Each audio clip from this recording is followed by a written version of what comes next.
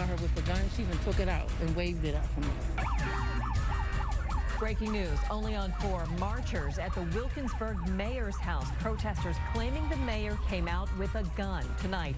The heated demonstration over a deadly police shooting back in December. Plus, turning back to takeout only voluntarily. Why this pizza place decided to put itself back in the yellow. And reopening schools, the district that just unveiled its plan to get students safely back in class. Pittsburgh's Action News 4 begins with breaking news. Breaking tonight and only on 4. Marchers at a local mayor's home demanding answers in a deadly Wilkinsburg police shooting from last winter. Let's go live now to Pittsburgh's Action News 4 reporter Brittany Hoke, the only news outlet at the scene. Brittany, things escalating tonight with protesters claiming the mayor showed a gun. And just moments ago, Brittany, you spoke with Mayor Garrett about what happened here. That's right, Mike. And since no one's around, I'm going to remove my mask tonight. But as you said, I just spoke with Mayor Garrett just minutes before we came on air. She says that she was defending herself and her family and her house as well when those protesters showed up tonight. She also admits that she had a gun on her when they were there. She says protesters could see that gun, but she says she never waved it or pointed it at anyone. But as you heard, that is opposite of what those protesters are saying tonight. Tonight, tense moments outside of the home of Wilkinsburg Mayor Marita Garrett. Protesters demanding answers in the death of Ramir Talley, who, according to police, was killed in December 2019 after firing a round at an unidentified Wilkinsburg police officer who returned fire, striking Talley 7 times. Family has received no answers, no phone calls, no updates, no nothing. The group says they plan to attend a public safety meeting tonight that was canceled just an hour before it was set to start. Instead, the group assembled in front of Garrett's home. We were greeted here today by the mayor with a gun, and she's waving it. Her mother comes out antagonizing people. She even grabbed somebody by the hair. Garrett's mother, Beverly, answered the door when we arrived, admitting she pulled a protester's hair, but says she was defending her daughter. She claims as Mayor Garrett was getting in a car to leave, a woman came at her from behind. I pushed that young woman. She wanted to fight. It was broken up. Another girl jumped in. And yeah, I pulled her hair and, I pulled her hair and really pulled her hair. But I'm not going to lie. Beverly Garrett also says her daughter never waved a gun at protesters, but she did have it on her. She says they both feared for their safety. There's like 40 of them, and I didn't see the police, and I turned to her and said, "Do you have your gun?" And she just showed me her gun. She didn't pull it out on anybody. Both sides describing the protest very differently. Protesters say they remained peaceful. Garrett calling them an angry mob, saying her daughter became a target. What you see out there, that's not about Ramir Talley. That is just vile behavior. And the family deserves answers. They have waited long enough. Enough is enough. Now, Mayor Garrett told me she also intends to hold a press conference at some point tomorrow. She also says she's not sure if she'll press charges against those protesters, but she does say that action will be taken. I also reached out to Wilkinsburg Police tonight to see if charges will be filed against either party. I did not get a response from them tonight. Reporting live in Wilkinsburg, Brittany Hoke, Pittsburgh's Action News 4. Okay, Brittany, thank you. Also breaking in Wilkinsburg tonight, police responding to a shooting. Police say a 19-year-old man was shot twice in the 1500 block of Hunter Street. First responders found the victim inside a home. Medics took him to the hospital. He is expected to survive. Police are asking anyone with information about this shooting to give them a call. A Pittsburgh man faces federal arson charges tonight after police say he set an unmarked Pittsburgh police vehicle on fire during a May 30th George Floyd protest. A federal criminal complaint filed against Devin Montgomery today says this all happened near the 5th Avenue entrance to PPG Paints Arena. Police say they used surveillance footage and witnesses to identify Montgomery, who they say is seen here wearing an Antonio Brown jersey. He was taken into custody tonight. If convicted, he could spend up to 20 years in prison. Up-to-the-minute developments on the less lethal force ban legislation moving through Allegheny County Council. Council Chair Bethany Hallam says, although no movement was made on it during a council meeting tonight, council members will debate the bill next week before bringing it up for a vote on July 14th. Introduced by Hallam and County Council member Liv Bennett, it would ban rubber bullets, flashbangs, and tear gas in Allegheny County.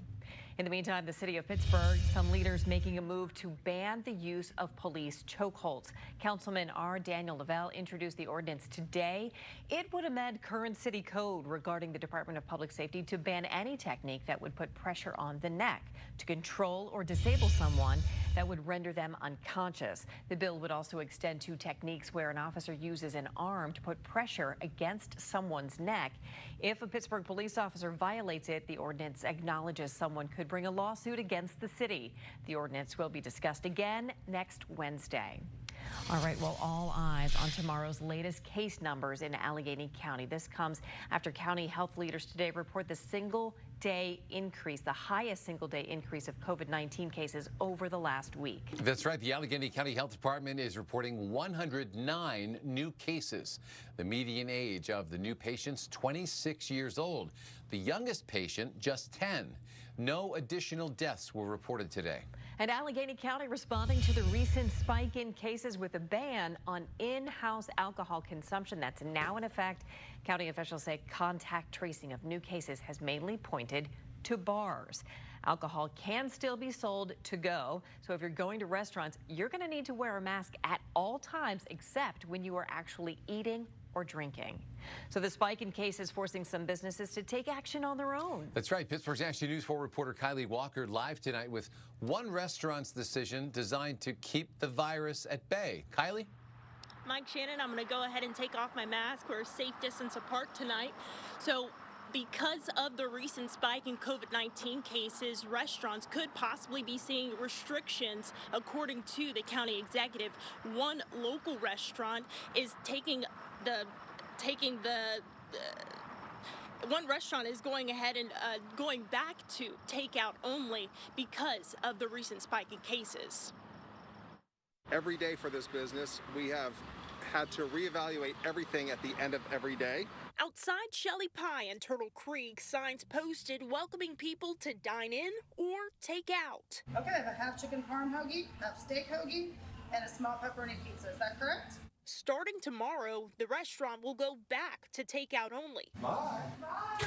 Co-owner Jim Holland pointing to recent increases of COVID-19 cases in Allegheny County. We have been hearing about various employees at various restaurants coming down with COVID-19. Today, the county saw its highest jump in daily coronavirus cases to date. 109 new COVID-19 positive cases in one day. Allegheny County Executive Rich Fitzgerald says he doesn't want to see the county fall back into yellow phase, even if it means issuing fines to businesses for lax protocols during the pandemic. And if you want people to act responsibly, you have to enforce the rules in order to make sure people are safe. Tonight, a county order went into effect, stopping people from drinking alcohol at any bar or restaurant in Allegheny County. On Pittsburgh's south side, Kyle Wolf, the owner of the Vault Tap Room, claims in the green reopening phase, bars have gone past the 50% occupancy limit and have not required customers to wear masks. All while, Wolf claims police patrol the streets. The fact that we had authorities on the streets witnessing a blatant disregard for the rules set out by the state of Pennsylvania makes me believe that it's an enforcement issue.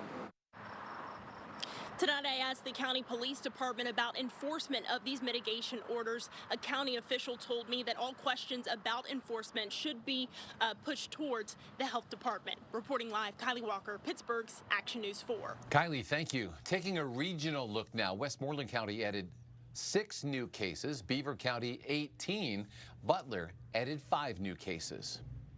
Statewide, Pennsylvania has now surpassed 86,000 cases, 618 additional cases reported in just the last 24 hours.